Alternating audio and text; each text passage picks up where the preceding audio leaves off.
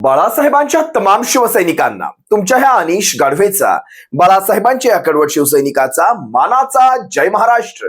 शिवसैनिकांनो, अजूनही शिवसेना एक वादळ या आपल्या हक्काच्या माध्यमाला सबस्क्राईब करायचं राहून गेलं असेल, अजूनही सबस्क्राईब केलं नसाल तर तुम्हा सर्व शिवसैनिकांना पुन्हा एकदा कळकळीची विनंती करतो. आता ताबडतोब शिवसेना एक वादळ आपण सर्वांनी लाखोंच्या संख्येने सबस्क्राईब ठेवा. उभ्या महाराष्ट्राच्या कानाकोपऱ्यात शिवसेनेच्या ज्वलंत विचारांना पोहोचवणाऱ्या या तुमच्या माझ्या लाडक्या आवडत्या माध्यमाला आपण सर्वांनी मिळून मोठं करा ही नम्र विनंती करतो. आज सकाळपासून आपण मीरा भाईंदर, धगधगत मीरा भाईंदर पाहत असाल. खरं तर तुमच्या मनात हा प्रश्न सर्वात प्रथम आला पाहिजे की हे मीरा भाईंदर मध्ये सर्वात प्रथम का घडतंय.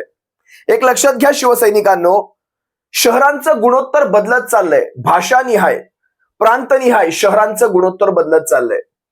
मुंबईचं गुणोत्तर केव्हाच बदललेलं आहे. ठाण्याचं अजूनही 50-50% आसपास आहे.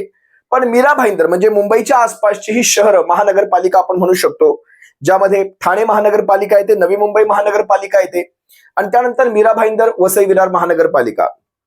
अजूनही नवी मुंबईने, कल्याण डोंबिवलीने आपलं वर्चस्व साबूत ठेवलेलं आहे असं मी म्हणेन. पण मुंबई, ठाणे महानगरपालिका आणि मीरा भाईंदर महानगरपालिका या महानगरपालिकांमध्ये हे गुणोत्तर बदललेलं आहे. आणि सगळ्यात भयावह परिस्थिती, सगळ्यात जर कुठल्या जास्त मोठी परिस्थिती जर कुठल्या महानगरपालिकेत असेल तर ती आहे मीरा भाईंदर महानगरपालिकेमध्ये. 60-40 किंबहुना याच्याही पेक्षा हे गुणोत्तर खाली गेलेलं असू शकतं. मी 60-40 हा त्यातल्या त्यात ठीक आकडा सांगतोय, पण हे 17-30 सुद्धा असू शकतं. इथपर्यंत खाली मीरा भाईंदर महानगरपालिकेचं परप्रांतीय विरुद्ध मराठी जर अशा प्रकारचं जर आपण एक गुणोत्तर काढाल तर 60-40 इथपर्यंत. मग लक्षात येतं की हे परप्रांतीय आमदार इथे निवडून कसे काय येतात. मग नरेंद्र मेहता असेल, गीता जैन असेल, लक्षात घ्या आडनावावरून तुम्हाला लक्षात येत असेल की कुठल्या समाजाचं तिथे वर्चस्व पगडा जास्त आहे, विशेषतः राजस्थान आणि त्यानंतर गुजरात. तुम्ही जर कधी मीरा भाईंदर मधून प्रवास कराल विरारच्या दिशेने, म्हणजे घोडबंदर रोडवरून फाउंटनला जसं तुम्ही उजवं वळण घ्याल आणि विरारच्या दिशेने तुम्ही प्रवास कराल, रस्त्याच्या बाजूला प्रत्येक हॉटेल्सचे ते नावं असतात ना, हॉटेल्सची नावं, ती नावं सुद्धा गुजराती भाषेत लिहिलेली असतात. आता हे तर एक साधं उदाहरण दिलं मी तुम्हाला. अशी अनेक गोष्टी, अशा अनेक चौकांना नावं ह्यांची दिली गेलेली आहेत. हा उद्रेक कुठून होतो बघा, जेव्हा आपण म्हणतो पाहुणे असंख्य पोसते मराठी, आपुल्याचं घरात हाल सोसते, हे आपण बोलत आलो आणि कुठतरी आपण ते आचरणात आणत गेलो. पण आता ज्या वेळेस आपण ठोके द्यायला सुरुवात केली, मग हा 40% मराठी माणूस काय करू शकतो किंवा 30% मराठी माणूस काय करू शकतो हे मीरा भाईंदरकरांनी नव्हे तर उभ्या महाराष्ट्राने आज पाहिलं. सुरुवात मीरा भाईंदर पासून झालेली आहे. खरं तर सुरुवात त्याला एक जी थिणगी खऱ्या अर्थाने पडली, आपल्या वरळीच्या सभेच्या अगोदरची थिणगी असेल, ही थिणगी खरं तर मीरा भाईंदर मध्येच पडली. कारण त्या दिवशी त्या एकाला जे कान फडवला, त्या व्यापाऱ्याला जो म्हणाला मीरा भाईंदर मध्ये सभी भाषाएं चलती, त्याला ज्यावेळेस विचारलं महाराष्ट्राची भाषा काय, तो बोलतो सगळ्याच भाषा महाराष्ट्राच्या. त्यावेळेस त्याला ज्यावेळेस कान फडवला, तिथून पुढे या सगळ्या गोष्टींना सुरुवात खऱ्या अर्थाने झाली. थिणगी इथून पडली. म्हणजे आपण म्हणतो 1857च्या उठावाला सुरुवात कुठून झाली होती, तर ते मंगल पांडे तुम्हाला आठवत असेल, ते चांबड्याचं कारतूस म्हणजे डुकराची आणि गायीची चरबी, डुकराची चरबी मुस्लिमांना वर्ज, गायीची चरबी हिंदू अशी तोंडात घेऊ शकत नाही त्याला. त्यामुळे इथून जी थिणगी पडली, त्यानंतर जो काही उठाव झाला, अगदी तसंच मी याला त्या उदाहरणाला मी आहे तसं वापरतो. नरेंद्र मेहता नावाच्या त्या तिकडच्या स्थानिक आमदाराने ज्या प्रकारे वातावरण फिरवलं, चिघळवलं मनसेमध्ये आणि तिकडच्या व्यापाऱ्यांमध्ये, तो समझोता झाला होता. त्याला मारल्यानंतर एक समझोता झाला होता आणि ते प्रकरण मिटलं होतं. त्या रात्री ते प्रकरण मिटलं होतं. दुसऱ्या दिवशी काय होतं पहा, दुसऱ्या दिवशी रात्रीत फोनाफोन्या होतात की एवढ्यात सोडू नका, राजकारण तापवा. हे आहे कंबळीचं खरं राजकारण. राजकारण तापवा आणि या प्रकरणाला वेगळ्या अँगलने पुढे घेऊन चला. रात्रीत व्यापारी जमा होतात. रात्रीत ठरतं की आपल्याला मीरा भाईंदर बंदचं आव्हान द्यायचंय. सारेच्या सारे व्यापारी एक, आणि बघा खऱ्या अर्थाने तुम्हाला सांगू तर तुम्हाला त्याच दिवशी कळालं असेल ज्यावेळेस 100% हा बंद यशस्वीपणे पाळला गेला. कारण याच्यामध्ये मराठी व्यापाऱ्यांची दुकानं फार कमी, फार क्वचित, मी सांगेन 100तून 2-3 एखादं उदाहरण तुम्हाला शोधून सापडेल मीरा भाईंदर मध्ये. इथपर्यंत आपले व्यापारी असताना, म्हणजे आपले 2-3 व्यापारी, मग काय तो बंद अयशस्वी होणार. आणि खरं तर आपल्या अनेक मेम्स व्हायरल झाल्या, आपण अनेक मेसेजेस व्हायरल केले की तुम्ही एक काम करा, कायमचीच दुकानं बंद ठेवा, बघूयात कोण उपाशी मरतं. तुम्हाला मनसेला धडा शिकवायचा असेल, शिवसेनेला धडा शिकवायचा असेल तर तुम्ही ही दुकानं खोलूच नका, ही बंदच राहू द्या आता. पण हा जरी विनोदाचा भाग असला तरी लक्षात घ्या, एक दिवसासाठी ही दुकानं बंद ठेवतात. कुणाच्या विरोधात? मराठी भाषेच्या विरुद्ध. येते कुठून ही गुरमी, येते कुठून ही हिंमत? हा प्रश्न काहीतरी स्वतःला विचारा. हे व्यापारी ज्या दिवशी एकवटतात, हे व्यापारी ज्या दिवशी मोर्चा काढतात, विशेषतः महिलांची तर तोंडच सुटलेली होती. ती एक कोणतरी महिला म्हणते, जसं कोविडच्या काळामध्ये कसं लॉकडाऊन सारखं वातावरण झालं तसं वातावरण मीरा भाईंदरमध्ये तयार करायचं, दाखवून द्यायची आपली ताकद. हे गुजराती भाषेमध्ये काहीतरी बोलायचा तिने प्रयत्न केला. अनेक व्हिडिओज आहेत त्याचे, त्या तिकडच्या लोकल माध्यमांवर आहेत त्याचे व्हिडिओ. हे व्यापारी आपली एकजूट दाखवतात आणि त्यावेळेस पोलीस प्रशासन मात्र त्यांना परवानगी देतं. त्यावेळेस त्यांचा जो मोर्चा निघतो त्याला परवानगी मिळते. आणि आज मात्र ज्यावेळेस मराठी माणसाचा मोर्चा निघतो त्याच्या अगोदर आदल्याच रात्री 3-3:30 वाजल्यापासून प्रशासन कामाला लागतं, धरपकड सुरू होते, नेत्यांच्या घरोघरी पोहोचलं जातं, रात्रीच्या रात्री नेत्यांच्या घरी.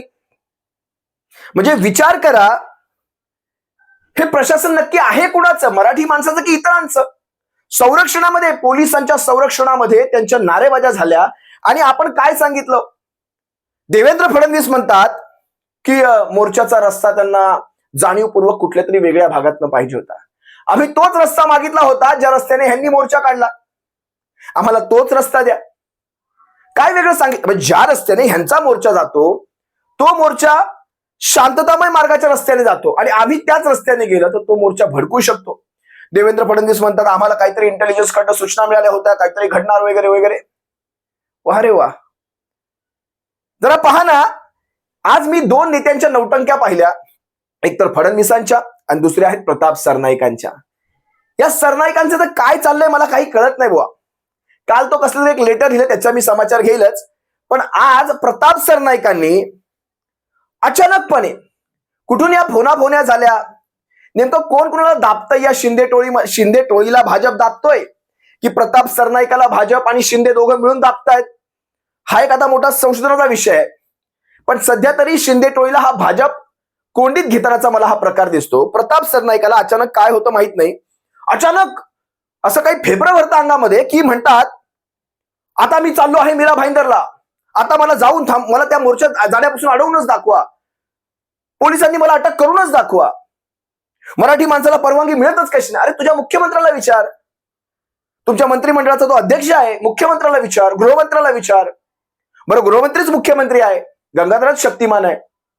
बरं, त्या पोलिसांनी ज्याचं नाव किरण गायकवाड, काय ते नाव मला लक्षात नाही, ह्यांनी कुठल्या त्या अधिकाऱ्याचं नाव काय आहे, त्या अधिकाऱ्याचं वारंवार नाव घेत आहेत. तो अधिकारी गृह खात्याच्या आदेशाशिवाय आपले आदेश घालेल का? असा एक तरी अधिकारी उरलाय का आता जो तुकाराम मुंडे बनेल आणि आपला प्रमाणे प्रशासन चालवेल? नाही होत आता काय सांगावं. आता नगरसेवकांना सुद्धा IPS सॅल्यूट मारताना ज्यावेळेस मी पाहतो ना, मला त्या विद्यार्थ्यांची लाज वाटते जे वर्षानुवर्ष अभ्यास करतात, दिवस रात्र मेहनत करतात ते IPS IAS होण्यासाठी, आणि ते नगरसेवकांना ज्यावेळेस असे सॅल्यूट मारतात ना त्यावेळेस वाईट वाटतं मला ह्या गोष्टींचं. आणि घडतंय, ह्या गोष्टी घडतायत. प्रताप सरनाईकांचा तुम्हाला मी हा व्हिडिओ दाखवतो. बघा ना, चोराच्या उलट्या बोंबा, त्यापेक्षा दुतोंडी मांडूळ कसं असतं, मांडूळ माहितीये तुम्हाला, दोन्ही साईडनं चालतं, इकडून पण डबल ढोलकी, इकडून पण वाजते, इकडून पण वाजते. हे दुतोंडी मांडूळ बघा ना कसं बोलतंय की मी आता चाललोय तिकडे. म्हणजे जाण्यापूर्वी लोकांनी मला तिकडे काही करू नये, त्याच्या अगोदरच मी अशी बातमी बनवून जातो की लोकांनी मला तिथे शांतपणे येऊ द्यावं. बाबा आमचा आमदार तिथे आता आम्हाला आमच्यामध्ये सामील होतोय, मराठी माणसासाठी कळवळा आलेला आहे याला. पण लोकांनी काय करायचं ते केलेलं आहे. तुम्ही सर्वप्रथम हा व्हिडिओ पहा. मोर्चा काढायला परवानगी मागितली असेल तर ती त्यांना द्यायला हवी होती. आणि जी दादागिरी आणि गुंडगिरी पोलिसांनी कालपासून चालू केलेली आहे, ती दादागिरी आणि गुंडगिरी त्या परिसराचा आमदार म्हणून प्रताप सरनाईक कधीही सहन करणार नाही. आज सकाळपासून जी काही धरपकड सगळ्या मराठी कार्यकर्त्यांची आणि मराठी लोकांची मीरा भाईंदरच्या पोलिसांनी दादागिरी आणि गुंडगिरीच्या मार्गाने चालू केलेली आहे, त्याचा मी निषेध व्यक्त करतो. माननीय मुख्यमंत्र्यांकडे सुद्धा निषेध व्यक्त करतो. आणि आता मी स्वतः त्या मोर्चामध्ये सामील होण्याकरता मीरा भाईंदर शहराकडे निघालेलो आहे. जर पोलिसांची हिंमत असेल तर पोलिसांनी प्रताप सरनाईकांना अटक करून दाखवावी. आपण बघतोय प्रताप सरनाईक असं म्हणाले की ते आता मोर्चामध्ये सामील होण्यासाठी मीरा भाईंदरच्या दिशेने जात आहेत, त्यामुळे कोणामध्ये हिंमत असेल तर प्रताप सरनाईक याला अटक करून दाखवावी असं वक्तव्य प्रताप सरनाईक यांनी केलेलं आहे. त्यामुळे एकीकडे पोलिसांनी बळाचा वापर केला, दुसरीकडे प्रताप सरनाईक जे मंत्री आहेत, परिवहन मंत्री, ते स्वतः आता या ठिकाणी जाणार आहेत आणि सहभागी होणार असल्याचं वक्तव्य त्यांनी केलेलं आहे. त्यामुळे या मोर्चाची, या आंदोलनाची पुढची दिशा नेमकी काय ठरते हे बघणं सुद्धा महत्वाचं ठरणार आहे. सध्याची ही दृश्य काही वेळापूर्वीची आपण बघतोय. मीरा रोडच्या या मोर्चा स्थळावरची पोलिसांनी धरपकड केलेली आहे. कार्यकर्ते संतापलेले होते. मराठी भाषेच्या मुद्द्यावरती, मराठी अस्मितेच्या मुद्द्यावरती हा मोर्चा निघाला. एक लहान मुलगा बसलेला आहे.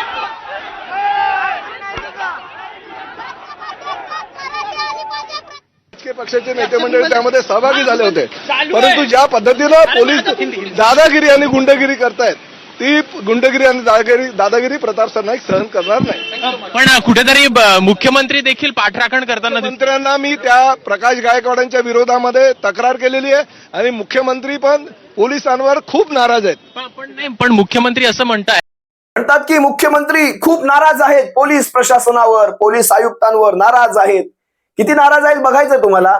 याच मुख्यमंत्र्यांनी ती परवानगी नाकारली. म्हणतायत आपल्याला सगळ्यांना घेऊन पुढे चालायचं, राज्याची प्रगती बघायची, सर्व समावेशी चालायचंय, यांनी रस्ता बदलावा, आम्ही परवानगी देतो.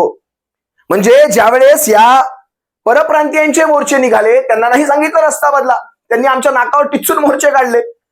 आणि ज्यावेळेस मराठी माणसाचा मोर्चा निघेल त्यावेळेस फडणवीस म्हणतात रस्ता बदला. जरा पहा, मला आयुक्तांनी त्या ठिकाणी सांगितलं की त्यांच्याशी रूटच्या संदर्भात चर्चा सुरू होती, परंतु ते जाणीवपूर्वक अशा प्रकारचा रूट मागत होते की ज्यातनं कुठेतरी संघर्ष होईल.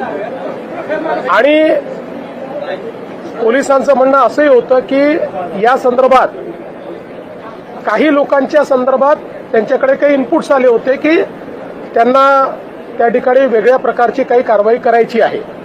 आणि म्हणून पोलिसांनी त्यांना एवढं सांगितलं होतं की जो नेहमी रूट असतो मोर्चाचा, तो रूट तुम्ही घ्या, अशा प्रकारचा रूट घेऊ नका.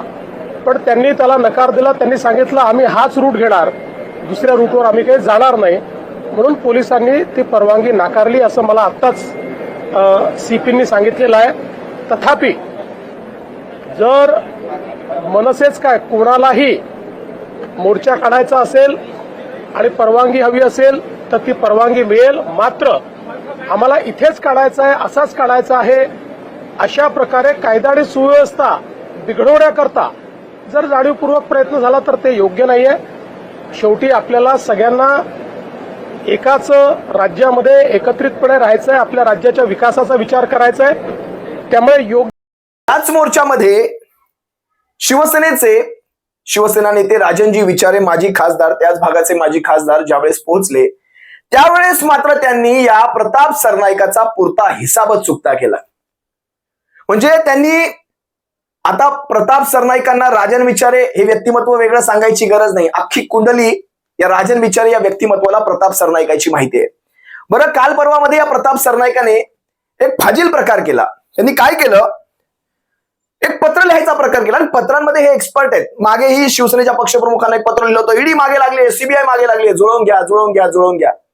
अगदी असंच पत्र आता हे दोघे भाऊ एकत्र येत आहेत.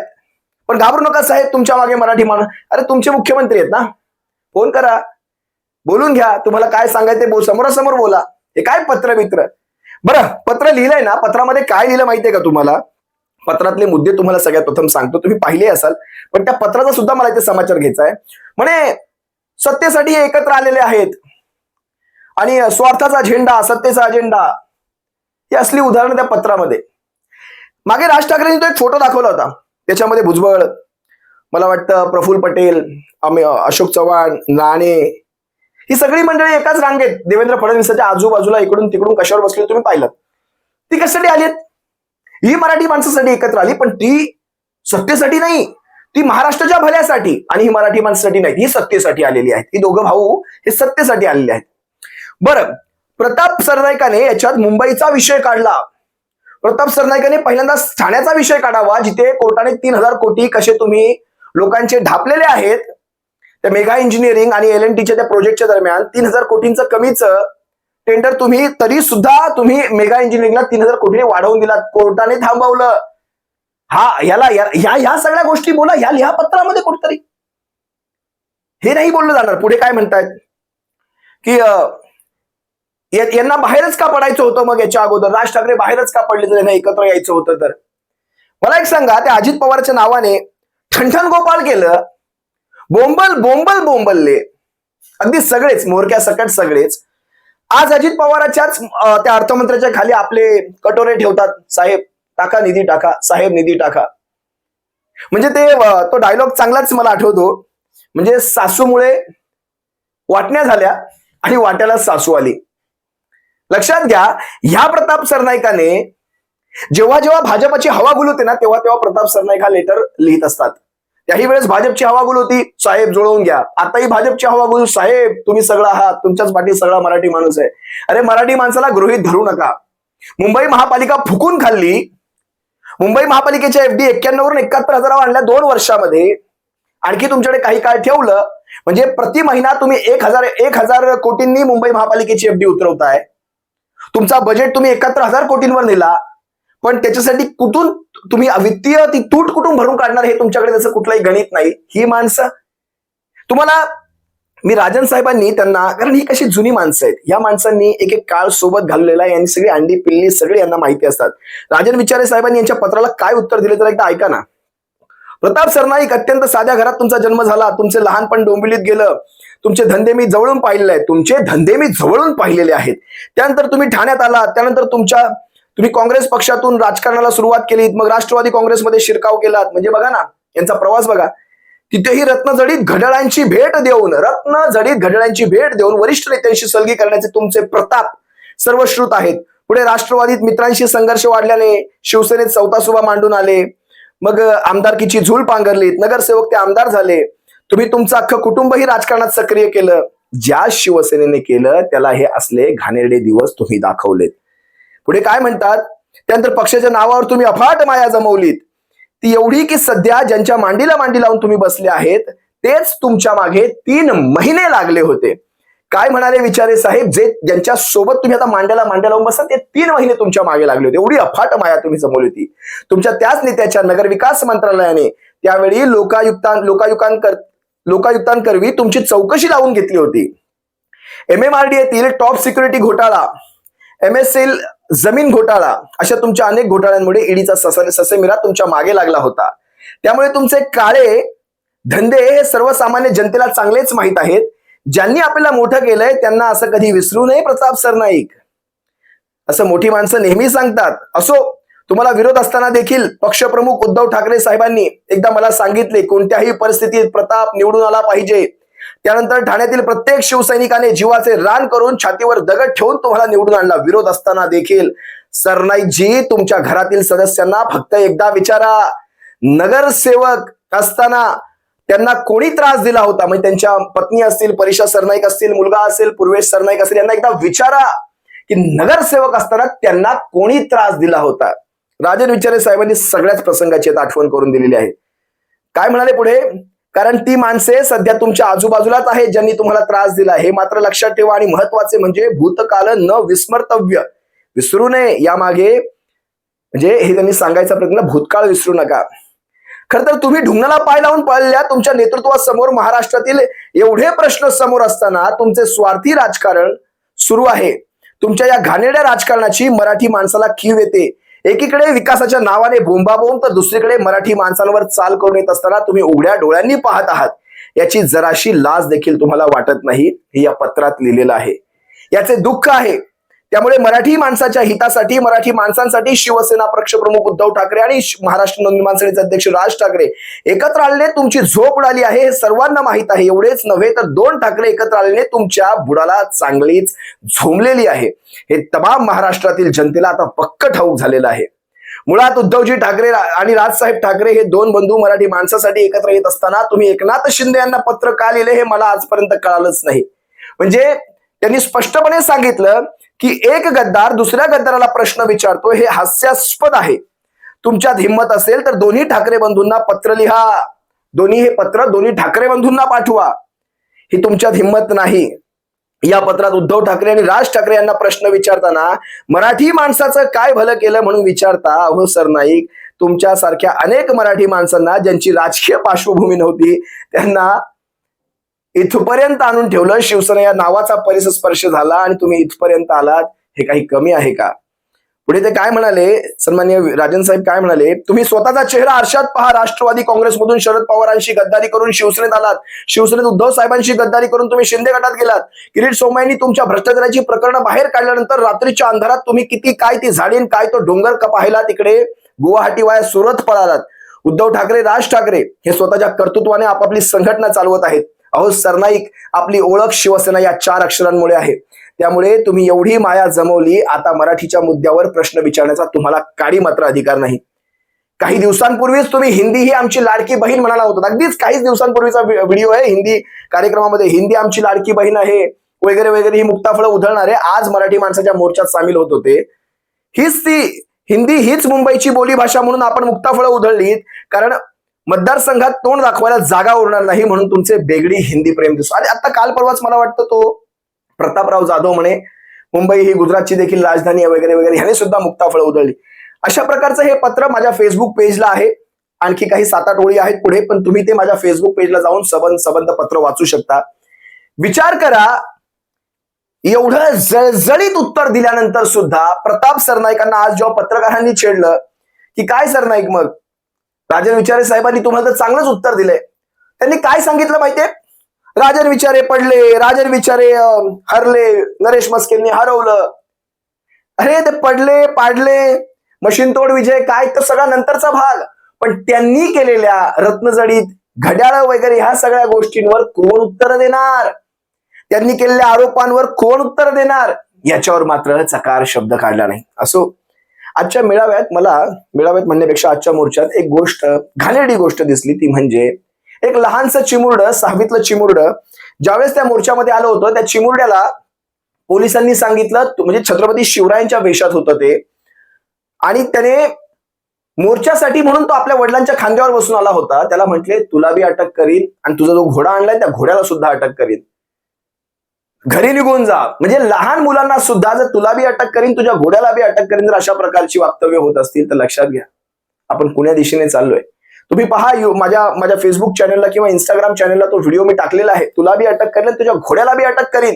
ते लहान मुलगा म्हणताय तरी सुद्धा मी आंदोलन उतरणार. 6वीतल्या वर्गातला हा चिमुरडा तो म्हणतोय मी तरी सुद्धा मराठी भाषा ही सगळ्यांना आली पाहिजे, मी आंदोलनात थांबणार.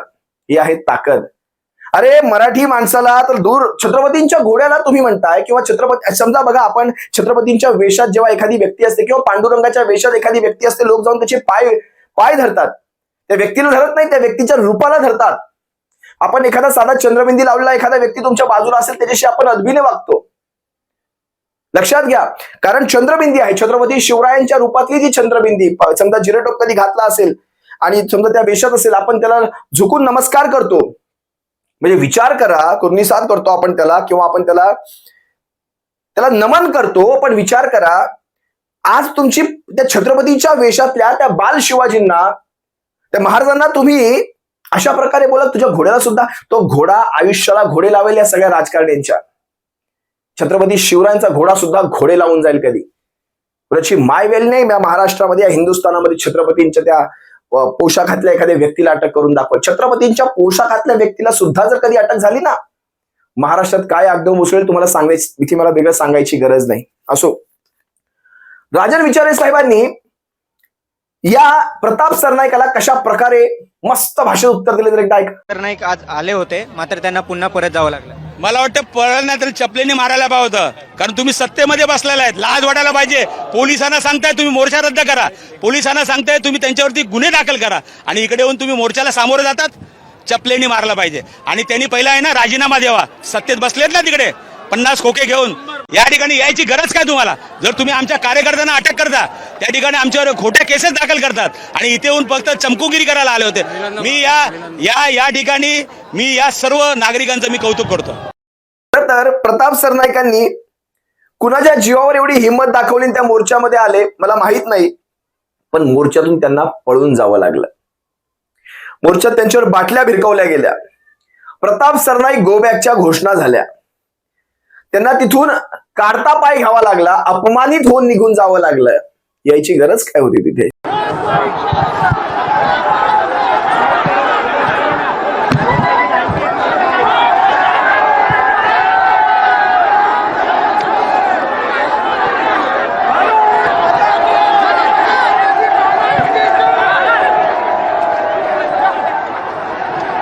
थेट दृश्य आपण या ठिकाणची पाहतोय. प्रताप सरनाईक आता मागे फिरलेले आहेत. प्रताप सरनाईकजी मागे फिरला, बाटली भिरकावण्याचा प्रयत्न झाला, काय म्हणाल? बघा, राजकीय लोक ज्यांना राजकारण करायचं ते राजकारण करू द्या, परंतु विधान भवनातून हे जे बाहेरची लोक जी आहेत ती बाहेरची लोक शहरामध्ये येऊन गोंधळ घालायचा प्रयत्न करतात.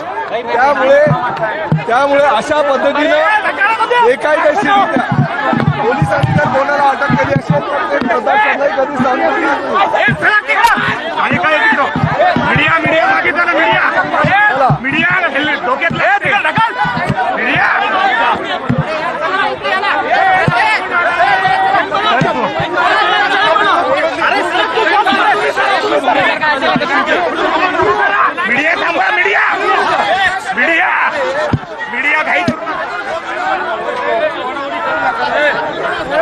एक मिनिट मला येऊ दे, मला येऊ दे. हे मला येऊ दे, साहेब.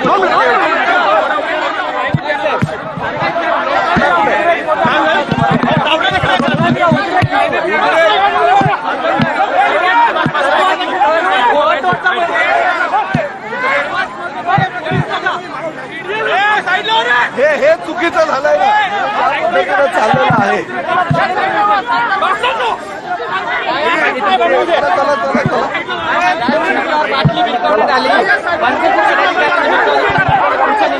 बघा, हे उबाटा आणि मनसेचं राजकारण हे चालूच राहणार आहे, पण शेवटी प्रताप सरनाईक मीरा भाईंदर शहरातील मराठी लोकांसाठी आहे हे सिद्ध झालंय.